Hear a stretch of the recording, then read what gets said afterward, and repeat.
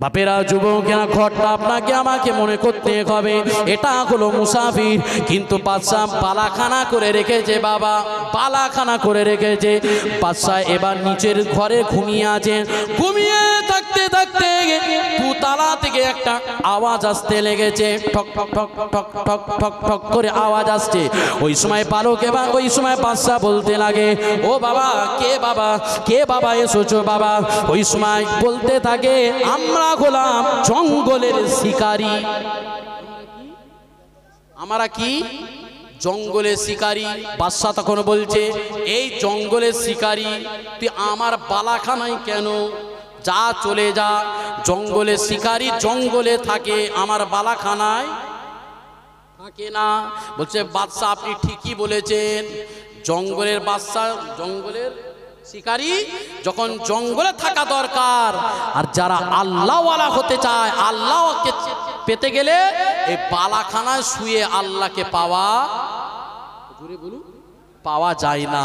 আপনি তো ঠিকই বলেছেন, জঙ্গলের শিকারী যেমন জঙ্গলে থাকে, তাহলে আল্লাহর প্রেমিক বান্দারা ওই বালাখানায় শুয়ে থাকে। কোথায় শুয়ে থাকবে? আল্লাহর প্রেমিক বান্দারা আল্লাহর রাস্তায় উৎসর্গ হয়ে যাবে। এই কথাটা যখন বাদশাহ শুনেছে, সঙ্গে সঙ্গে তার মুরিদদেরকে, তার সঙ্গপঙ্গদেরকে নিয়ে দুতলায় উঠে গেলেন। দুতলায় যখন উঠেছেন, আস্তে আস্তে উঠে দেখে কিনা কোনো মানুষ নেই। পেরেশান, কি হলো, কে বললো এই কথাটা? বলে নেবে পড়লো, নেবে চল, ওই জঙ্গলের শিকারী জঙ্গলেই চলে গেছে, চল জঙ্গলে চল। বাদশাহ আবার জঙ্গলে যেতে যেতে যেতে যেতে একটা বাঘকে দেখতে পেল।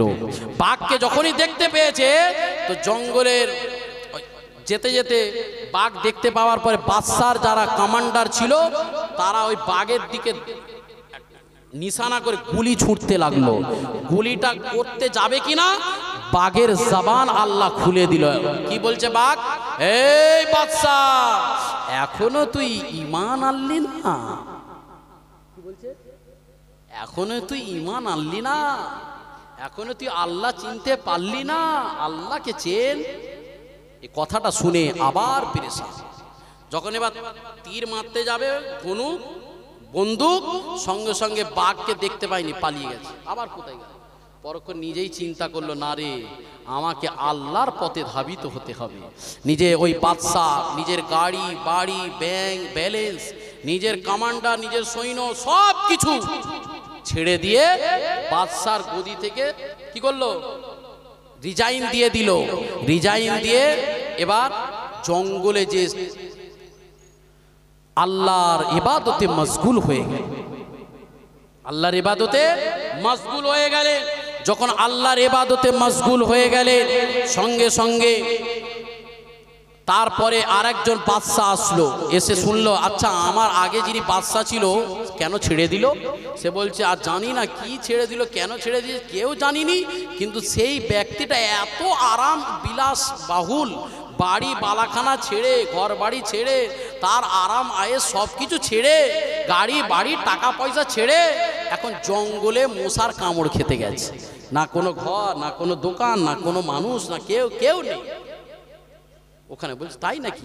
তো চলো তো দেখি, ওই বালকটাকে দেখি। চলো। প্রাক্তন বাদশার সঙ্গে দেখা করার জন্য বর্তমান বাদশা গেলেন।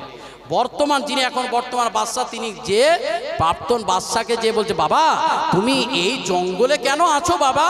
তুমি এত কিছু আরাম আয়েস ছেড়ে কেন চলে এসছো? বলছে, জানো আমি কেন ছেড়ে এসছি, কি কারণে শুনবেন? বলছে, হ্যাঁ, একটা সুই নিয়ে আসো, কেঁতা সেলাই করা সুই। ওই সুইটা নিয়ে এসে সুইয়ের পিছনে সুতো গলিয়ে দিয়েছে। সুইয়ের পিছনে সুতো গলিয়ে ওর সামনে নদী ছিল, নদীতে ফেলে দিয়েছে। নদীতে যখন ফেলে দিয়েছে, তখন এবার তাকে বলছে, কাকে? যিনি বর্তমান এখন যিনি ক্ষমতাবান বাদশাহ, তেনাকে বলছে, বাবা তোমার তো অনেক ক্ষমতা, তো তুমি ওই সুইটা আমার হাতের মধ্যে এনে দাও। ও তো কোনো ব্যাপার আছে নাকি? ও তো আমার একটা কমান্ডার নামলেই তো, হ্যাঁ সৈনিক একটা নামলেই তো, বলছে নিয়ে আসো। দেখা গেল একজন নয়, ওর যত সৈনিক ছিল সমস্ত সৈনিককে নদীতে নামিয়ে দিয়েছে। নামিয়ে দেবার পরে সুই আর খুঁজে পাওয়া, সবাই হেরে গেল। পরক্ষণে আবার বাদশা বলছে দাঁড়া দাঁড়া দাঁড়াও, এখন আমার ক্ষমতা শেষ হয়নি। তোমার বিরাট ক্ষমতা জানি তো। আচ্ছা, মাছকে হুকুম করলেন, এই মাছ, নদীর মাছ, শোন এদিকে চল। সব নদীর মাছগুলো এক জায়গায় জড়ো হয়ে গেল। এক জায়গায় জড়ো হয়ে মাছেদেরকে বললো, এই মাছ ডুব মার। মাছেরা ডুব মারলো। ডুব মেরে তন্ন বিতন্ন করে খুঁজছে, সুই আর পাওয়া যাচ্ছে না। সুইও পেল না, সবাই হেরে গেল। মাছও হেরে গেল, আর তার সৈন্য কমান্ডার যারা ছিল সব হেরে গেল। এবার যিনি প্রাক্তন বাদশা, যিনি ছেড়ে চলে এসেছিল, সে এবার বলছে, কই গো, তোমার তো এত ক্ষমতা, তোমার তো বিরাট পাওয়ার, বিরাট ক্ষমতা, একটু সামান্য সুইটা আমার হাতের মধ্যে আনতে পারলে না? সামান্য সুইটা হাতের মধ্যে আনতে পারলে না? পরক্ষণে তিনি বললেন, আমি হেরে গেলাম, আমি হেরে গেলাম। কে বলছে কথাটা? যিনি বর্তমান বাদশা, তিনি বলছেন আমি হেরে গেলাম, আর আমি করতে পারবো না, সুই আনতে পারবো না।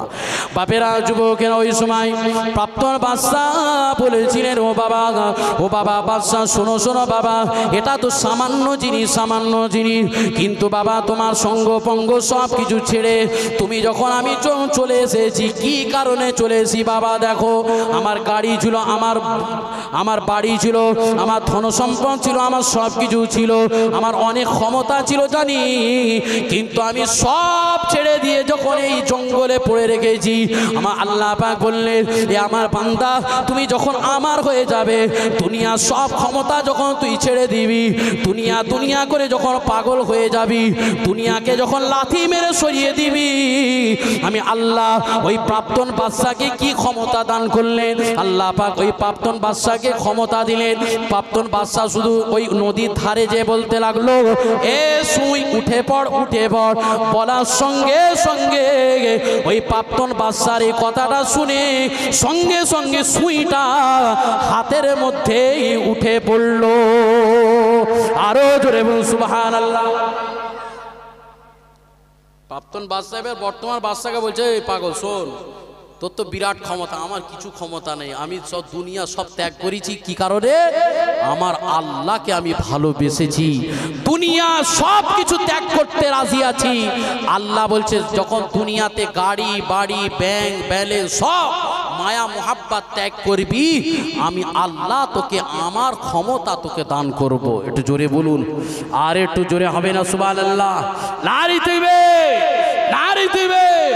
একবার দুরূদ শরীফ, আল্লাহুম্মা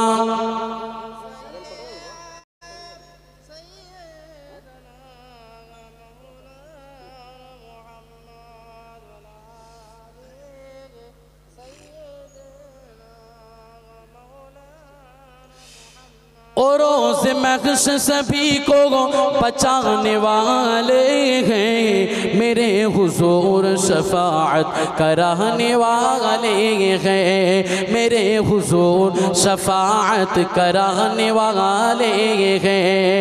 वो रोज़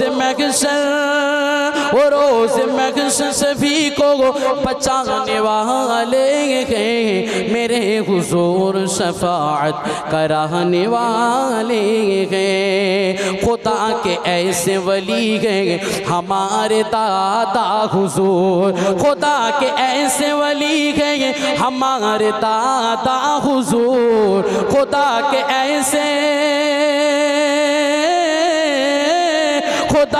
ऐसे वली गए हमारे दादा हुजूर, जो चलते फिरते करामत दिखाने वाले गए।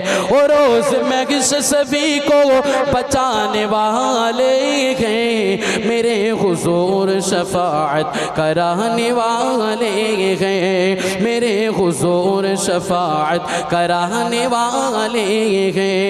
আমি যদি হতাম মদিনার বুলবুলি, আমি যদি হতাম মদিনার বুলবুলি, উড়ে উড়ে পারতাম মদিনার অলি গলি।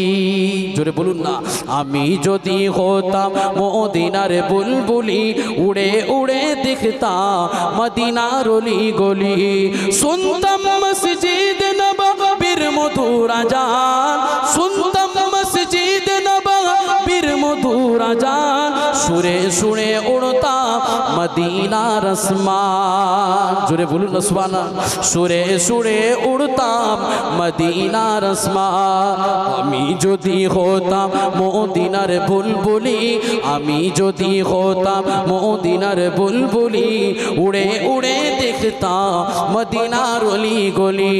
सब बोलते हैं क्या है, सब बोलते हैं क्या है, मक्का शरीफ में जन्नत का रास्ता है मदीना शरीफ में। जोरे बोलूं ना सुभान। আমাদের জান্নাতের রাস্তা কোথায়? মদিনা। মদিনা মদিনা যে চিনলো সব চিনে নিল। মক্কায় কি হয়? মক্কায় কি হয়? মক্কায় কি হয়? মক্কায় আমল হয় আর মদিনায় ইমানের হেফাজত হয়। একটু জোরে বলুন, আরো জোরে হবে না? सर बनाया गया जिंदगी के लिए, दिल बनाया गया आशिकी के लिए। वल्लाह वल्लाह वल्लाह वल्लाह वल्लाह वल्लाह वल्लाह वल्लाह वल्लाह वल्लाह वल्लाह। जिब्रील बोले आका, जिब्रील बोले आका तशरीफ ला रहे हैं। जिब्रील बोले आका, जिब्रील बोले आका तशरीफ ला रहे हैं।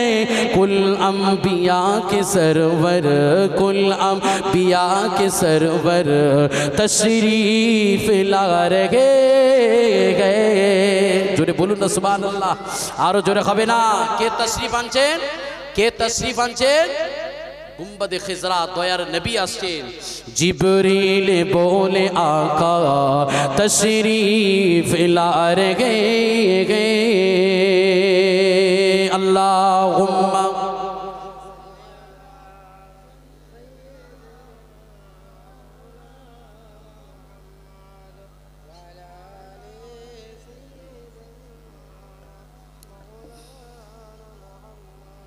তাহলে বাবা জোহরের আজান কটায় হবে? কোন একটা হয়ে গেল তো, একটু আগে যাব, আগে যাব না স্টপ করব? গাড়ি থামবো না ব্রেক দেবো? না আগিয়ে নিয়ে যেতে হবে? বলতে হবে তো নাকি? হ্যাঁ চালিয়ে যাবো? গাড়ি চালাতে বলছে, আপনারা থাকবেন তো? গাড়ির প্যাসেঞ্জার আপনারা, এখন গাড়ির প্যাসেঞ্জার কারা? থাকবেন? থাকবেন? তারপরে যা হয় হবে নাকি? হ্যাঁ গাড়ি উল্টাবে কি সিধে যাবে কি বোঝা যাবে, তাই তো নাকি? হ্যাঁ বাবা একবার তাকবীর দেন তো, নারে তাকবীর। ও বাবা ব্যাটারি এক্ষুনি বসে, দিনের বেলায় ব্যাটারি বসে গেছে, রাতের বেলায় কি হবে রে? একটু জোরে সরে দেন নারে তাকবীর। এতে তো এই তাকবীরে হবে না, এখন 5G তাকবীর লাগবে। কটা তাকবীর? এখন মোবাইল কি তাকবীর চলছে, মোবাইলের স্পিড কত? 5G। তাকবীর লাগবে কত? জোরে বলো। 5G তাকবীর লাগবে। একটু জোরে সরে দেন নারে তাকবীর। আরো জোরে নারে দিবে, আরো জোরে নারে দিবে। হিজবুল্লাহ আমার দাদা পীরের হক সিলসিলা, আমার দাদা পীরের হক সিলসিলা চক আমিনপুরের বাৎসরিক ইসালে সওয়াব, চক আমিনপুরের বাৎসরিক ইসালে সওয়াব নারে দিবে। মাশাআল্লাহ। তাহলে রমজান মাস আসছে বাপ, নিজেদেরকে তৈরি হয়ে যেতে হবে নাকি? কি তৈরি হবে? কাপড় জামা কেনার জন্য কি কি তৈরি হবে? ভালো পোশাক? হ্যাঁ কার কি বাঁশ দেবো? কি তৈরি হবে? রোজার জন্য নিজেকে তৈরি হয়ে যান। অনেক মানুষ আমাদের ওইদিকে হাওড়া জেলা দর্জি মহল, বুঝতে পারছেন তো? তো দর্জি মহলে এই ঈদেতে তাদের একটা বিরাট সিজন থাকে। তো তারা কি করে, ঈদ আসার আগে এই যে এই সময়টা বিশাল কাজের চাপ, খালি প্যাটাম কাটছে ছাঁটতে যা, প্যাটাম কাটছে, খালি কান কাটতে যা ছাঁটতে যা, বুঝতে পারছো? আর হাটে নিয়ে যাচ্ছে। ওরা কাজে বিরাট ব্যস্ত, কিন্তু ব্যস্ত হয়েছে কাজে, আসল কাজের জন্য তৈরি হতে পাচ্ছি না। আসেন বাপেরা, যুবকেরা, দুনিয়া জমিনে কে কতদিন থাকবো জানি না। দুনিয়াতে কিছুটা নিয়ে যেতে হবে, কি করতে হবে বাবা? এ যুবকেরা, তরুণেরা, এ আমার নবী পাখি প্রেমিকেরা, এ আমার রাসূলের দিওয়ানারা, সেই জন্য আপনাদেরকে বলি, আল্লাহ পাক কোরআনে ঘোষণা করলেন, লাকাদ মান্নাল্লাহু আলাল মুমিনিনা ইয বা'আসা ফীহিম রাসূলা। এ আমার বান্দা বান্দি, দুনিয়া জমিনে তোমরা যে নিয়ামত পেয়েছো, আসমান যে নিয়ামত পেয়েছো, চন্দ্র যে নিয়ামত,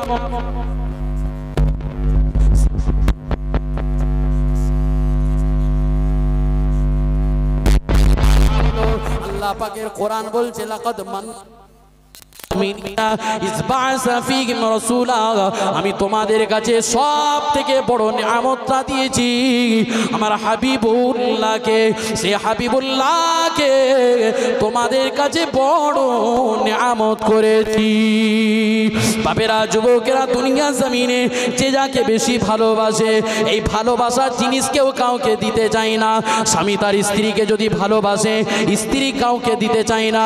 স্বামী যদি তার স্ত্রী যদি বলে আমার স্বামীকে দিতে হবে, সব দেবে, কিন্তু স্বামী দেবে না। এই যুবকেরা, দুনিয়া জমিনে যদি গার্লফ্রেন্ড আর বয়ফ্রেন্ডকে ভালোবাসে, সে যদি বলে আমার বয়ফ্রেন্ড দিতে হবে, জান দিয়ে দেবে, বয়ফ্রেন্ড দেবে না। সে যদি বলে গার্লফ্রেন্ড দিতে হবে, গার্লফ্রেন্ড জান দেবে, গার্লফ্রেন্ড দেবে না। এই যুবক, বাপ দিতে বললে বাপ দেবে না, ছেলে দিতে বললে নিজের জীবনের থেকে যাকে বেশি ভালোবাসে সেই সন্তান, এই সন্তান তো তোমার আমার কাছে সব থেকে প্রিয় জিনিস।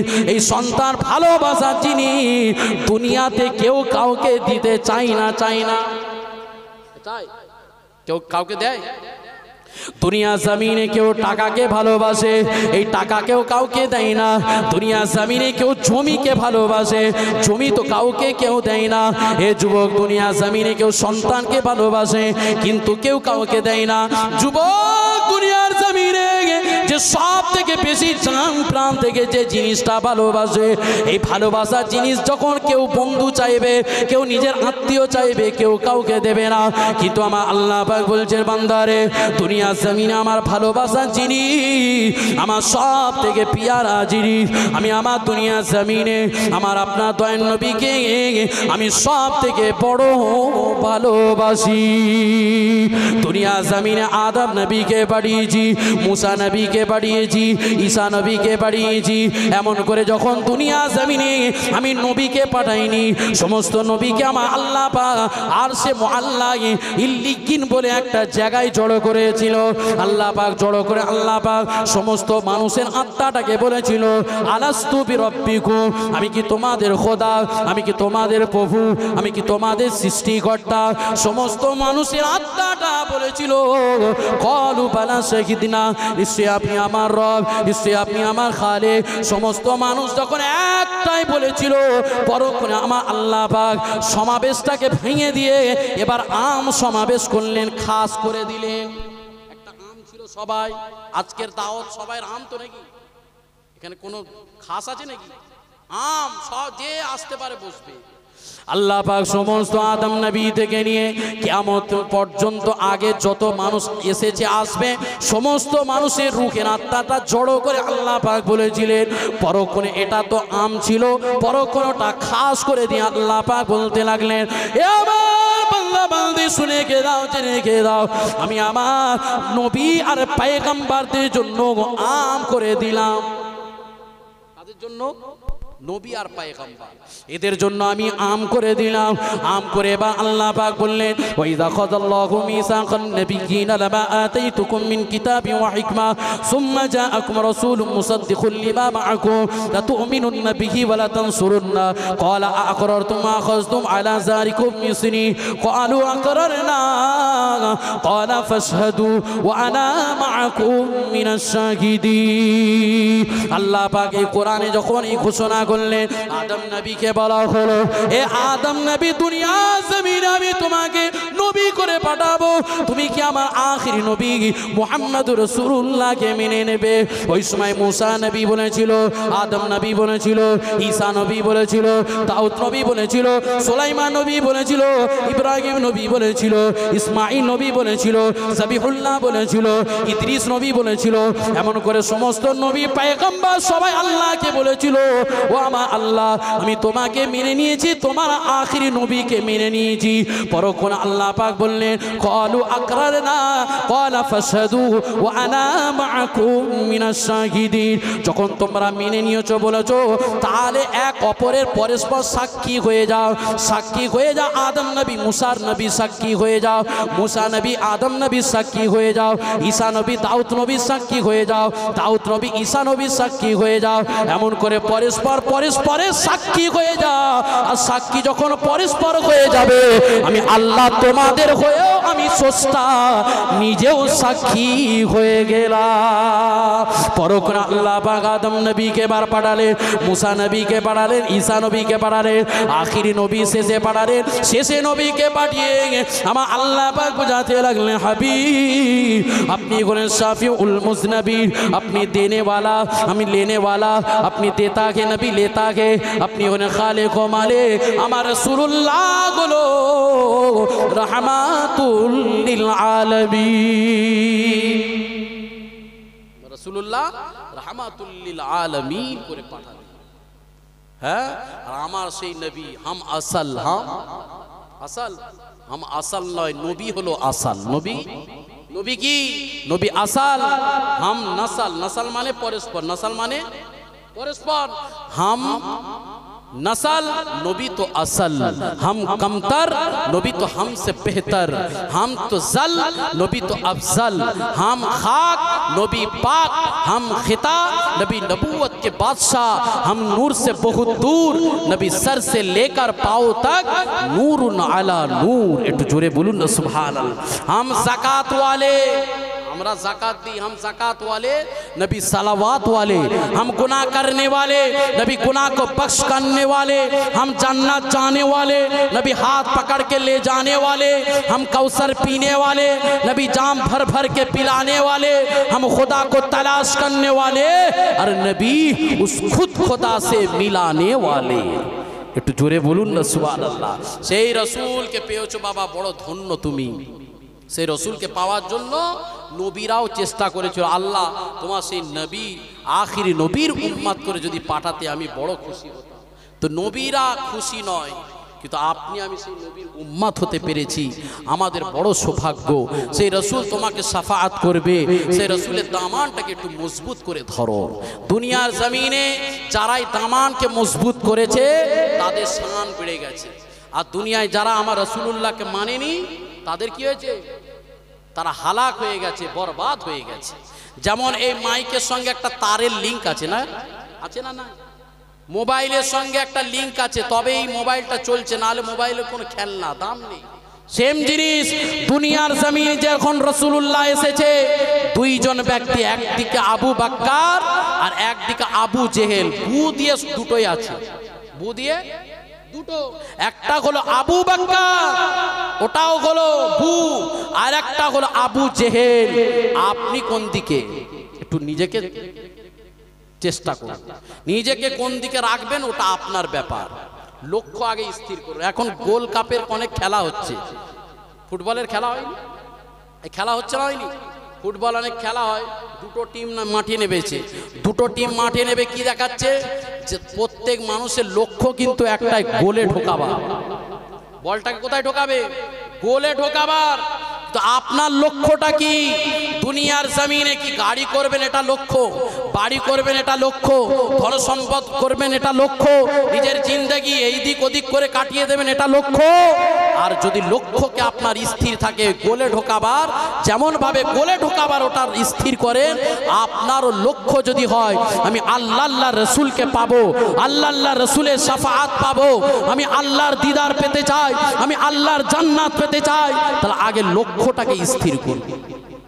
লক্ষ্যটাকে স্থির করতে হবে না হলে আপনি এলোমেলো হয়ে যাবেন এলোমেলো করলে হবে না, লক্ষ্য স্থির করলে সাকসেস পয়েন্টে যে আপনি দাঁড়িয়ে যেতে পারবেন।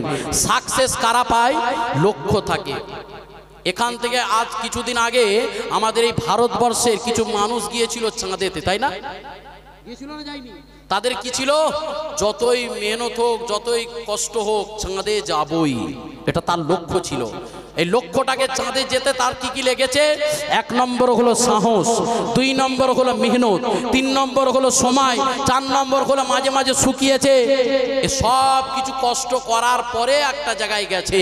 আল্লাহ বলেছে দুনিয়ার জমিনে আমার 5টা স্তম্ভ, ভালোবাসা যদি পেতে চাস, এই ভালোবাসা পেতে গেলে 5টা জিনিসের উপরে তোকে মজবুত হতে হবে। একটা হলো নামাজ, নামাজটাকে আমার সঙ্গে দিদার করার মতন একটা জিনিস। মেরাজ হয়েছিল, ওটা অনেক লম্বা কাহিনী। রাসূলুল্লাহর মেরাজ শুধুমাত্র আল্লাহর সঙ্গে দিদার হয়েছিল। সুবহানাল্লাযী আসরা বিআবদিহি লাইলাম মিনাল মসজিদিল হারাম ইলাল মসজিদিল আকসাল্লাযী বারাকনা হাওলাহু লিনুরিয়া। আল্লাহর কোরআন বলছে দুনিয়ার জমিনে অনেক নবী পয়গম্বর এসেছে, কাউর সঙ্গে আমি আল্লাহ ডাইরেক্ট দেখা করিনি, দিদার করিনি, কিন্তু আমার হাবিবকে আমি বড় ভালোবাসি বলে, পিয়ার করি বলে, শুধুমাত্র আমার হাবিবুল্লাহর সঙ্গে আমি সশরীরে দেখা করেছি। একটু জোরে বলুন, আর একটু জোরে বলুন না সুবহানাল্লাহ। তাহলে সেই দয়ার নবীর মেরাজের ঘটনা তো আপনারা সবাই জানেন। তো মেরাজে গেল, ওখান থেকে একটা কথা আপনাদেরকে তুলে আনার চেষ্টা করছি। মেরাজে যে আল্লাহ জান্নাত ঘোরালো, জাহান্নাম ঘোরালো, আল্লাহর দিদার করালো, পরক্ষণে আল্লাহ স্রষ্টা হয়ে তার হাবিবকে বলছে, হাবিব আপনি খুশি তো? আপনি খুশি? রসুল তখন বলছে আমি খুশি হতে পারি না। আপনার বাড়িতে মেহমান আসে, মেহমানের জন্য অনেক কিছু ব্যবস্থা করেন, যখন মেহমান খাওয়ার পরে খুশি না হয়, আপনার কষ্ট হয়নি? জোরে বলেন, কষ্ট হয়? সেম ভাবে আল্লাহ বলছে আমার হাবিবকে আমি বোরাকে করে নিয়ে আসলাম, আসমান জমিন ছেদ করে, লা জামান লা মাকান আরশে মুআল্লা ছেদ করে জান্নাতুল ঘোরালাম, সমস্ত জান্নাতে ঘোরালাম, জাহান্নাম ঘোরালাম, আমার সঙ্গে তীর ধনুকের মতন নেই কাছাকাছি হলাম, সব কিছু দিদার করলাম। হাবিব তুমি খুশি নাও কেন?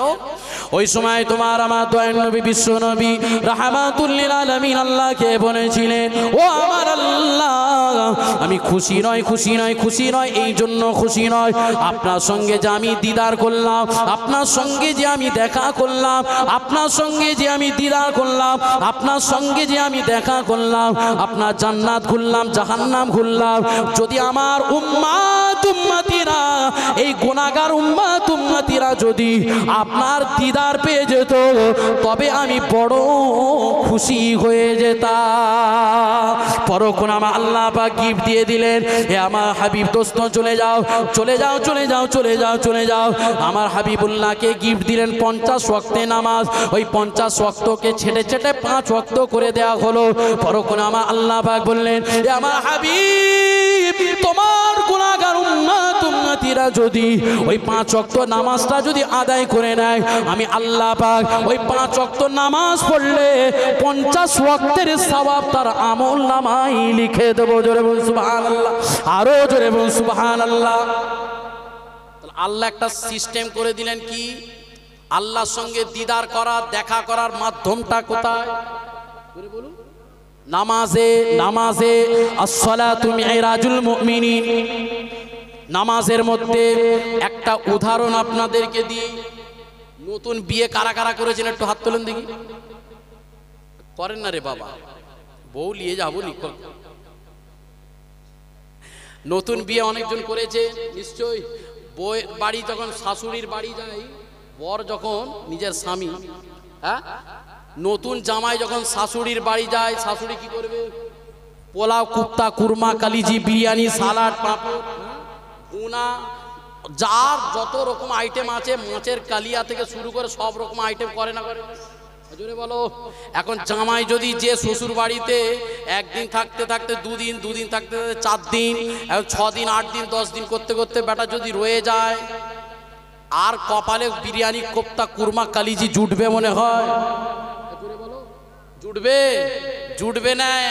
জামাইয়ের কপালে তখন খারাপ, সকালে উঠবে পান্তা আর পেঁয়াজ কামড়া, কিচ্ছু করার নেই বাপ, অনেক খিদমত হয়েছে। বোঝা গেল, জামাই যত বারে বারে যাবে, আপনি আপনার রিলেটিভ বাড়িতে যত যাবেন, আপনার সম্মান কমে যায়, ইজ্জত কমে যায়, মর্তবা কমে যায়, শান কমে যায়। আপনাকে কেউ পৌঁছে না কেন? আপনার সম্মান কমে যাবে। রিলেটিভের বাড়িতে যত যাবেন, নানির বাড়িতে বলুন, মামির বাড়িতে বলুন, মামার বাড়িতে বলুন, খালার বাড়িতে বলুন, শ্বশুর বাড়িতে বলুন, আত্মীয়র বাড়িতে বলুন, যেখানেই যাবেন বারে বারে যখন যাবেন, সম্মান কমে যায়, ইজ্জত কমে যায়, মর্তবা কমে যায়। আর আল্লাহ একটা সিস্টেম করেছে, বান্দা আমি হলাম একটা ব্যতিক্রম। আমার বান্দারা যখন আমার ঘরে মেহমান হয়ে মসজিদে যাবে, একবার নয় দিনে যখন 5 বার যাবে, যতবার যাবে আমার সম্মান তার বাড়াবো, তার ইজ্জত বেড়ে যাবে, তার মর্তবা বেড়ে যাবে। দিনে একবার নয় 5 বার যাবে মেহমান হয়ে, 5 বার যাবে মেহমান হয়ে।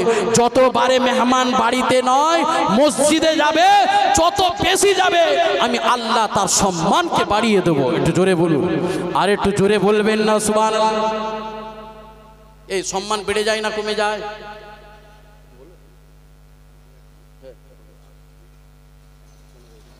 ও জামাত কোথায়? ঠিক আছে, তাহলে সম্মান বাড়বে না কমবে? কোথায় গেলে? কিন্তু আজকে আমরা কি মসজিদে যাচ্ছি? জোরে বল, আমরা কোথায় যাচ্ছি সম্মান বাড়াতে? বেশি সিনেমা হলে, বেশি গান বাজনা, বেশি ফাংশনে, বেশি যাত্রায়, বেশি চায়ের দোকানে, বেশি কোথায় চকে আড্ডায়। সন্ধ্যা হয়ে গেলে আমার বুড়ো বাপগুলো কোথায় যাবে? যা চলে, জওয়ান ছেলেরা কোথায় যাবি? চলে যায় একটু মেলা হই হই কর। এরা এই জায়গায় যাচ্ছে। আল্লাহ বলছে সম্মান তোর বাড়বে না। কেন? 2025-এর এখন স্টাইল চলছে। 2025 চলছে তো, 2025-এর জওয়ান ছেলেদের স্টাইল শুনবেন আপনারা? কি শুনবেন? এই শুনবেন, 2025-এর জওয়ান ছেলেদের স্টাইল চলছে। আগে ছিল বেল বক্স প্যান্ট, তারপরে হলো ফোলা প্যান্ট, তারপরে এখন 2025-এ এসেছে কোমর থেকে যত প্যান্টটা নামাবে, ইন্ডিয়া আর পাকিস্তান মাঝে যত দেখা যাবে তত স্টাইল। চায়ের দোকানে গেছে ছেঁড়া ছেঁড়া প্যান্ট পরে, আর চুল করেছে পুরো দেব হিরোর মতন, জিতের মতন। ওরে বাপ, বলতেছে বিরাট সম্মান। আমি এইরকম না চুল করলে আমার সম্মান দেবে না, আমাকে গ্রামের ছেলেরা জোয়ান মেয়েগুলো পুজবে না, আমার কপালে মনে হচ্ছে আর হিরুনি দেবগুলো আসবে না। ওই এমন চুল কেটেছে মনে হচ্ছে আমার জীবন শেষ হয়ে যাবে। যদি ভালো করে চুল কাটি কেউ তাকাবে না, আর যদি এমনি করে সেলুন দোকানে গেছে, সেলুনকে জিজ্ঞাসা করছে ক টাকা চুল কেটেছো? ক টাকা? বলছে 2000 টাকা। ও চিন্তা করলো 2000 টাকা চুল কেমন কাটবো, আর আমাদেরও চুল কাটছে 50 টাকা চুল কেটে দিচ্ছে, কিন্তু 2000 টাকা চুল কেমন কাটবে রে বাপ? সে যখন সেলুন বসিয়েছে একবার এদিক ওদিক এদিক এদিক করে করে দেখলো, একটু সময় কাটালো, কেটিয়ে বলে দে বাবা 2000 টাকা দে। কথা বুঝতে পারছেন না পারেন? তাহলে এই রকম চুল কেটে যাচ্ছে।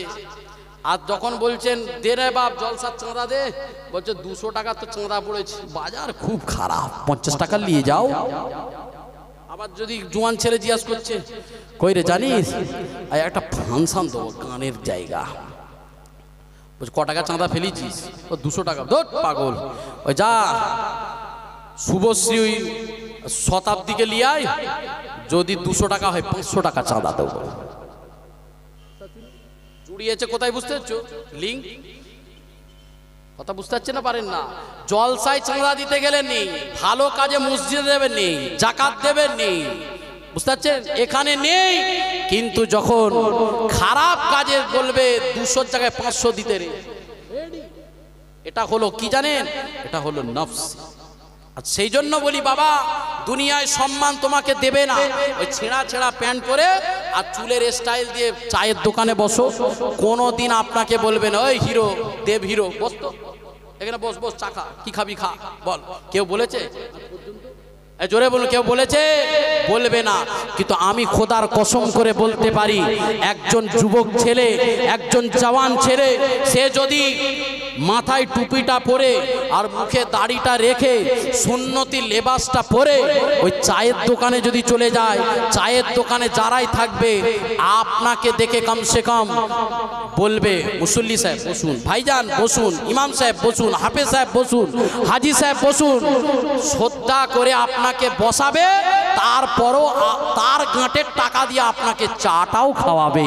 এই ইজ্জত একমাত্র আমার আল্লাহ পাক তোমার এই মাথা থেকে পা পর্যন্ত ফুল আর ফল দিয়ে যে সাজিয়েছো, এই ফুল ফল দিয়ে নবীর আখলাক চরিত্র তৈরি করেছো বলে আমার নবীর খাতিরে তোমার আল্লাহ সম্মানকে বাড়িয়ে দিয়েছে। একটু জোরে বলুন, আর একটু জোরে বলবেন না সুবহানাল্লাহ? করবেন আজ থেকে করা যাবে। সম্মান সবাই পেতে চায়। একজন ভিখারিকে যদি বলেন সে বলবে আমার সম্মান আছে, একজন মুচিকে জিজ্ঞাসা করুন সে বলবে আমার সম্মান আছে, একজন মেথরকে জিজ্ঞাসা করুন সে বলবে আমার সম্মান আছে, একজন মাস্টারকে বলুন সে বলবে আমার সম্মান আছে, একজন ইমাম সাহেবকে বলুন সে বলবে আমার সম্মান আছে, একজন হাফেজ সাহেবকে বলুন সে বলবে আমার সম্মান আছে, একজন মুচিকে বলুন সে বলবে আমার সম্মান আছে, মাইকওয়ালাকে বলুন সেও বলবে আমার সম্মান আছে। দুনিয়াতে কেউ বলতে পারে না যে আমার সম্মান লাগবে না। সম্মানের ভিখারি সবাই, সম্মানের ভিখারি সবাই। কিন্তু আমি আপনাদেরকে বলি, সম্মান যদি পেতে হয়, ইজ্জত যদি পেতে হয়, মর্তবা যদি বাড়াতে হয়, শান যদি বাড়াতে হয়, একমাত্র ইন্নাদ্দীনা ইনদাল্লাহিল ইসলাম, ইসলামের ছায়াতলে যখন এসে গেছো, পরিপূর্ণভাবে তুমি রাসূলের আখলাক চরিত্রটাকে ধরে নাও, আমার আল্লাহ পাক তোমার শান, তোমার আজমত, তোমার মর্তবা, তোমার শানকে আমার আল্লাহ বুলন্দ করে দেবে। একটু জোরে বলুন না সুবহানাল্লাহ। কিন্তু আজকে আমরা বেদিন বেঈমানদের ভালোবাসায় পড়ে আছি। জানেন না আমাদের এখন দেশকে চালাচ্ছে বা কে চালাচ্ছে? মোদি। যখন এসেছিল সবাই বলল আচ্ছে দিন আয়েগা, সবাই তা ধিন ধিন করে নাচছে। যখন এবার দেখতে যে নাচানাচি এবার বন্ধ হয়ে গেছে, তেল পাম্পে যে দেখছে সেঞ্চুরির মতন ছক্কা হাঁকাচ্ছে, কত 100 পার, তারপরে বগল দাবাচ্ছে আচ্ছে দিন আয়েগা। আচ্ছে দিন হচ্ছে না তো সে বুঝতে পেরেছে আচ্ছে দিন আয়েগা। সেও চিন্তা করেছে আমাকে সমাজের কাছে ভালো হতে গেলে প্যান্ট শার্ট আর পরলে আমাকে আর মুদি বলে কেউ মানবে না, চাওয়ালা বলে কেউ মানবে না। আমাকে পরতে হবে মুদির ভেষটাকে নাবিয়ে দিয়ে, চাওয়ালার ভেষটাকে নাবিয়ে দিয়ে আমাকে পরতে হবে কি পায়জামা পাঞ্জাবি আর পাগড়ি পরতে হবে। পাগড়ি পরলে তবে সমাজে সব মানুষ ভালো বলবে। আজ চিন্তা নিয়ে তারা চিন্তা করেছে যে পাগড়ি পরতে হবে, পায়জামা পাঞ্জাবি পরতে হবে। সমস্ত নেতার কথাই বলছি, প্যান্ট শার্টে তারাও চিন্তা করেছে, বেধর্মী মানুষরাও চিন্তা করেছে যে সম্মান এতে নেই। সম্মান যদি পেতে হয় একমাত্র আমার নবীর সুন্নাত, পায়জামা পাঞ্জাবির উপরে আর কোনো ভালো কাপড় আছে মনে হয়? কিচ্ছু নেই, কিচ্ছু নেই। 1000 মানুষ যদি দাঁড়িয়ে থাকে ওর মধ্যে যদি একজন পায়জামা পাঞ্জাবি, কিন্তু বছরে যে কুরবানি দেন কবার? একবার দেন। শুধু কি এই চকামিনপুরে কুরবানি হয়? উত্তর 24 পরগনা হয়, বারাসাতে হয়, আরে সারা পশ্চিম বাংলা, সারা ভারতবর্ষ, সারা পৃথিবীতে কুরবানি হচ্ছে না হয়নি? জোরে বলেন। সারা পৃথিবীর মধ্যে কুরবানি হচ্ছে। শুধু তো কুরবানিতে এত গরু জবাই হয় 3 দিন ধরে, একদিন নয় 3 দিন ধরে কুরবানি হচ্ছে। 3 দিন ধরে কুরবানির গরু জবাই হচ্ছে। ও তো সামান্য একটা পরবেতে কথা বলছি। আর প্রতিদিন যে চকামিনপুরে যে বাজারটা ব্যাগটা নিয়ে যাচ্ছ, বড় বড় যে ঠ্যাং ঝুলতেছে, কোনোদিন ফ্রি আর কোনোদিন ব্যাগ খালি ঘরে এসছে নাকি? হাম্বা পড়ে না আর জবাই হয় না হয়নি? তাহলে প্রতিদিন হচ্ছে, আবার বছরে এত হচ্ছে, কোথা থেকে হচ্ছে বা? কোথা থেকে হচ্ছে বোঝা গেল। তাহলে কুকুরের বাচ্চা বছরে 6টা আর গরুর একটা, শুয়োরের বছরে 10 থেকে 12টা, ওদের বরকত হয়নি। বরকতটা আলাদা জিনিস। আল্লাহ এই গরুতে বরকত দিয়েছে বলে আমার আল্লাহ পাক যত কাটছে মানুষ আল্লাহ রাস্তায় কুরবানি করছে তত আমার আল্লাহ বরকত দিয়ে দিয়েছে। একটু জোরে বলুন, আর একটু জোরে হবে না সুবহানাল্লাহ। বোঝা গেল কি বরকত। নফসটাকে কন্ট্রোল করতে হবে। বাপ লটারি কেটে লাভ নেই। লটারি যারা আজ থেকে কাটছে ফিরে আসে ওই লটারি টিকিটের পয়সাটা যদি আপনার ঘরে আনেন, আপনি বলছেন সন্তানকে বেশি ভালো, সন্তানের জন্যই কাজটা করছেন তো, তাহলে আপনি নিজে হাতে তুলে শয়তানকে হারাম খাওয়াচ্ছেন।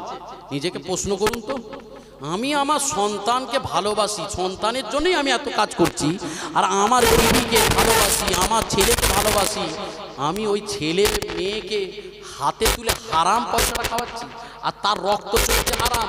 ওই হারাম যদি খেয়ে ইল্লাল্লাহ ইল্লাল্লাহ ইল্লাল্লাহ ইল্লাল্লাহ ফেটিয়ে ফেলি আর বুক যদি ফেটিয়ে ফেলি, আল্লাহর দরবারে মনে হয় ইল্লাল্লাহ কবুল হবে।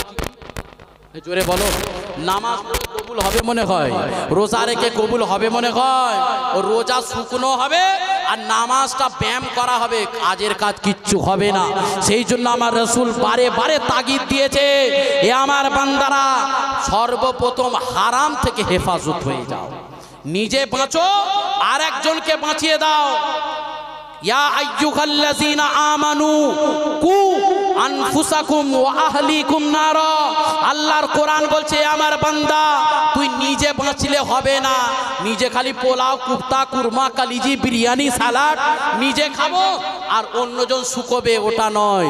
আমার রাসূল বলেছে নিজে বাঁচো আর একজনকে বাঁচাও, নিজের গুনাহ থেকে বাঁচো, লটারি থেকে নিজে বাঁচো আর একজনকে বাঁচিয়ে দাও, নিজে মদ থেকে বাঁচো আর একজনকে মদ থেকে তাকে খাওয়া থেকে তাকে বিরত করো, নিজে চুরি করছো আর একজনকে চুরি থেকে বাঁচিয়ে দাও, নিজে হারাম কাজ করছো আর একটা হারাম কাজের হেফাজত করে দাও, দেখবেন সমাজ পরিবর্তন হয়ে যাবে।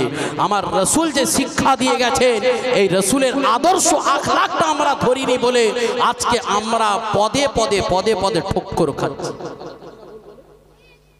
সেই জন্য বাবা গোনা থেকে হেফাজত করতে গেলে নফস আপনার চাইবে, হ্যাঁ রাতারাতি কোটিপতি ওই কাজটা করলে অনেক কিছু পেয়ে যাব, করবেন না। হালাল পন্থার খাবেন, আল্লাহ আপনাকে অনেক ভালো রাখবে, সুস্থ রাখবে। সব থেকে বড় হচ্ছে শরীরকে সুস্থ রাখাটা সব থেকে বড় জিনিস, তাই না? হারাম খাবে, কোনোদিন একটা অসুস্থ হয়ে গেলে হসপিটাল পিজিতে নিয়ে গেলে 2000 5000 10,000 50,000 টাকা শেষ হয়ে যাবে, যেটা নিয়ে এসেছিল তার ডবল চলে যাচ্ছে, কিছু বুঝতে পারবে না। কথা বুঝতে পারছো? সেই জন্য হারাম থেকে পরহেজ করবেন। এক 2 নম্বরটা কি? 2 নম্বর হলো আল্লাহর ভয়, 1 নম্বর বললাম, 2 নম্বর হারাম থেকে পরহেজ, আর 3 নম্বর হলো মৃত্যুকে বেশি বেশি করে স্মরণ করতে হবে।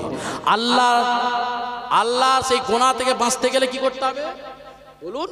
মৃত্যুকে বেশি বেশি করে স্মরণ করতে হবে। কিন্তু আজকে আমরা সেই মৃত্যুকে স্মরণ করিনি বাবা। মৃত্যু আমাদের চোখের সামনে হচ্ছে, খাটিয়া ধরছি, গোসল দিচ্ছি, সব করছি, কিন্তু মৃত্যুকে স্মরণ করছি না। মৃত্যুকে স্মরণ করাটা আপনাকে আমার রাসূলের একটা হাদিস শরীফ মনে পড়ে গেল। 1 তারিখে মা আয়েশা সিদ্দিকা রাদিয়াল্লাহু তাআলা আনহা দয়ার নবী 2 জনে আরাম করছেন। আরাম করতে করতে এই শবে বারাত যে গেল, ওই শবে বারাতের রাত্রিতে আপনার আমার দয়ার নবী বিছানাটা ছেড়ে উঠে চলে গেছে।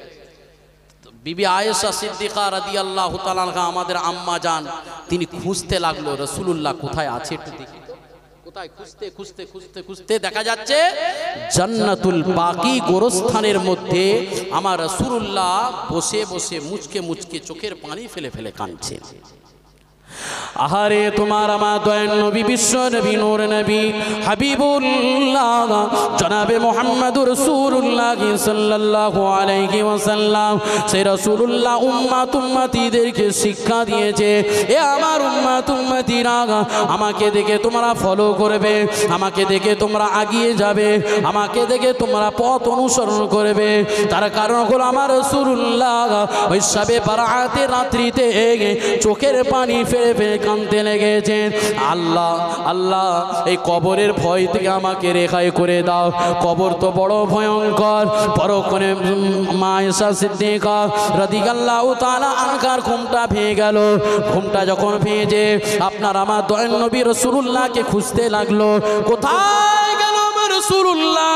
খুঁজতে খুঁজতে খুঁজতে খুঁজতে খুঁজতে খুঁজতে দেখা গেল তোমার আমার জানের নবী প্রাণের নবী জান্নাতুল বাকি গোরস্থানের সামনে বসে বসে বসে বসে অঝর নয়নে কাঁদতে লাগলেন আর বলতে লাগলেন, এই কবর তো বড় ভয়ানক কবর। এ বাপেরা, যুবকেরা, তরুণেরা, এ আমার নবী পাকের প্রেমিকেরা, এ আমার রাসূলের দিওয়ানারা কান কান করে শোনো গো, কুল্লু নাফসিন যায়কাতুল মউত, মৃত্যু তো হতেই হবে বাবা। দুনিয়াতে কেউ রেহাই পায়নি আর পাবে না।